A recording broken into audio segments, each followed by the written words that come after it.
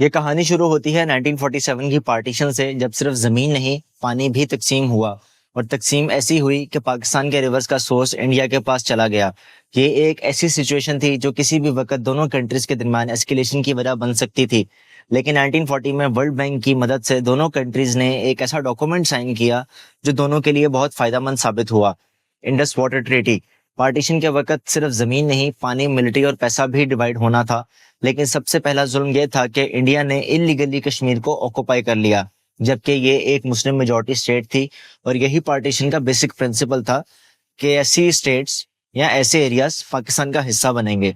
ये ऑक्युपेशन ना सिर्फ पॉलिटिकल इशू था, बल्कि इसका डायरेक्ट इम्पैक्ट रिवर्स के ऊपर भी आया, क्योंकि इंडस रिवर सिस्टम के मेन कंट्रोल पॉइंट्स कश्मीर और नॉर्दर्न इंडिया में चले गए।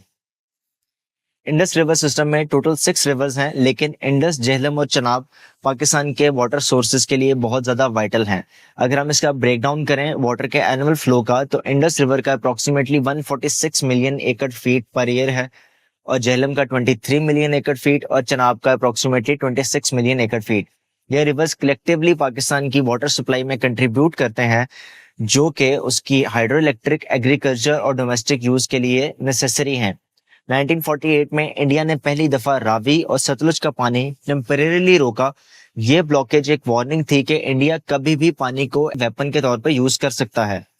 इसी वजह से दोनों कंट्रीज ने एक परमानेंट सोल्यूशन ढूंढने की कोशिश की, जिसका नतीजा बना इंडस वाटर ट्रीटी ऑफ 1960। लेकिन इस ट्रीटी की बुनियाद भी एक नाइंसाफी के बाद ही रखनी पड़ी थी, जिसका नाम है कश्मीर का ऑक्युपेशन, और इस पर एक अलग वीडियो बनाई है।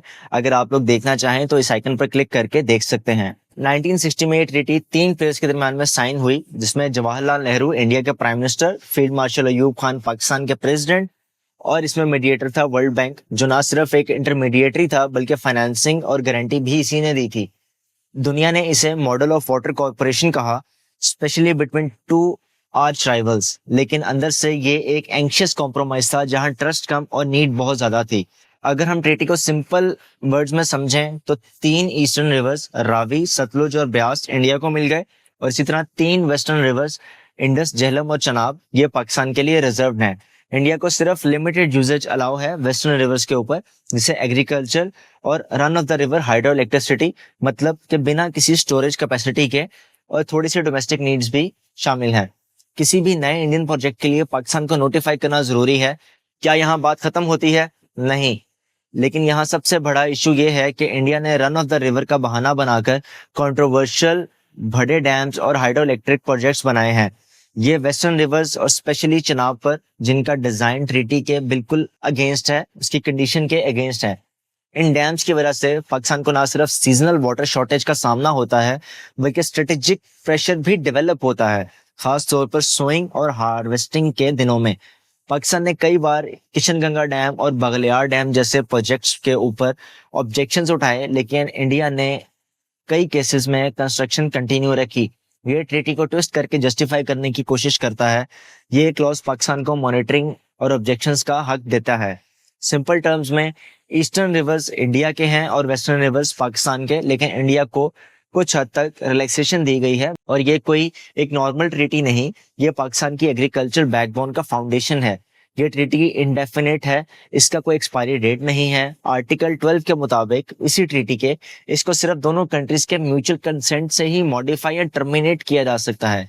लेकिन इंडिया ने बार बार ये धमकी दी है कि वो इस ट्रीटी को सस्पेंड या टर्मिनेट करेगा। इस कॉन्टेक्स्ट में एक और important document, Vienna Convention on the Law of Treaties 1969, ये इंटरनेशनल लॉ के मुताबिक कोई भी कंट्री यूनिलैटरल तौर पर किसी भी ट्रीटी को कैंसिल नहीं कर सकती। आर्टिकल 60 कहता है कि substantial violation like material breach पर ट्रीटी सस्पेंड हो सकती है, यानी जब तक दोनों कंट्रीज एग्री नहीं करती, ट्रीटी टेक्निकली वैलिड ही रहेगी। इंडिया के कुछ एक्सपर्ट्स कहते हैं कि 2016 के उरी अटैक्स या 2019 के पुलवामा अटैक के बाद वो लीगली ट्रीटी को सस्पेंड कर सकते हैं, लेकिन लीगली ये जस्टिफिकेशन बहुत वीक है। अगर इंडिया ये ट्रीटी तोड़ने की कोशिश करता है तो इसको इंटरनेशनल बैकलैश भी फेस करना पड़ सकता है। 2016 में उरी अटैक्स के बाद प्राइम मिनिस्टर मोदी ने डिक्लेयर किया था कि वाटर और ब्लड दोनों इकट्ठे नहीं बह सकते। 2025 में पहलगाम अटैक, जिसमें पाकिस्तान का कोई लिंक ही नहीं था, इंडिया ने ऑफिशियली डिक्लेयर किया कि वो इंडस वाटर ट्रीटी को सस्पेंड कर रहा है और वर्ल्ड बैंक को भी इस डिसीजन से इन्फॉर्म किया गया। ये स्टेप पाकिस्तान के लिए सिर्फ सिंबॉलिक थ्रेट नहीं, ये एग्जिस्टेंशियल थ्रेट है। पाकिस्तान की 80% इरिगेशन इंडस रिवर सिस्टम पर डिपेंड करती है। इंडस बेसिन इरिगेशन सिस्टम दुनिया के सबसे बड़े इरिगेशन सिस्टम में से एक है। यह पाकिस्तान की एग्रीकल्चर को बहुत ज़्यादा सपोर्ट प्रोवाइड करता है। अप्रोक्सीमेटली 19.36 मिलियन हेक्टर्स, यहाँ पर 47.8 मिलियन एकर्स की लैंड को ये कल्टीवेट करता है। ये अबाउट 80% ऑफ पाकिस्तान की कल्टीवेटेबल लैंड इसी सिस्टम पे रिलाई करती है।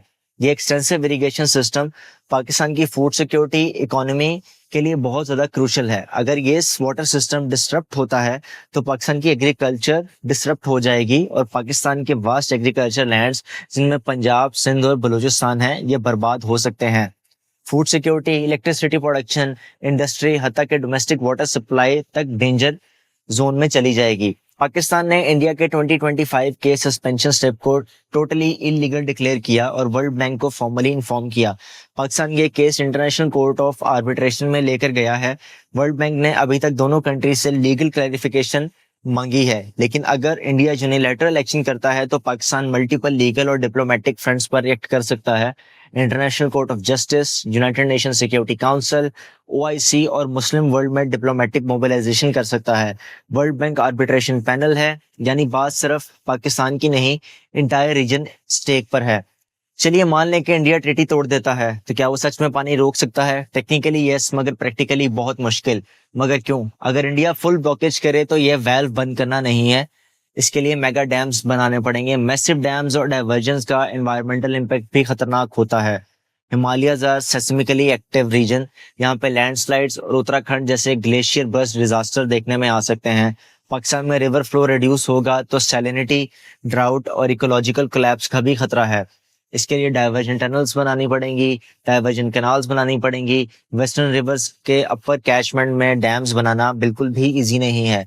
यहाँ के ज्योग्राफी टेरेन बहुत माउंटेनियस है, इंफ्रास्ट्रक्चर डेवलपमेंट में ईयर्स लगते हैं और मल्टी बिलियन डॉलर कॉस्ट भी आती है। अगर इंडिया ने फोर्सिबली रिवर्स का रुख चेंज करने की कोशिश की तो इंटरनेशनल कोर्ट्स में चैलेंज हो सकता है और चाइना खुद, जिसका इंडिया से वाटर डिस्प्यूट है, वो भी रिएक्शन दे सकता है। तो अगर इंडिया वेस्टर्न रिवर्स का फ्लो रोकना चाहे तो कम से कम 15 से 20 साल लग सकते हैं और 60 से 80 बिलियन डॉलर की इन्वेस्टमेंट भी रिक्वायर होगी। यानी पॉसिबल है, लेकिन सिर्फ अगर India all out war stance ले।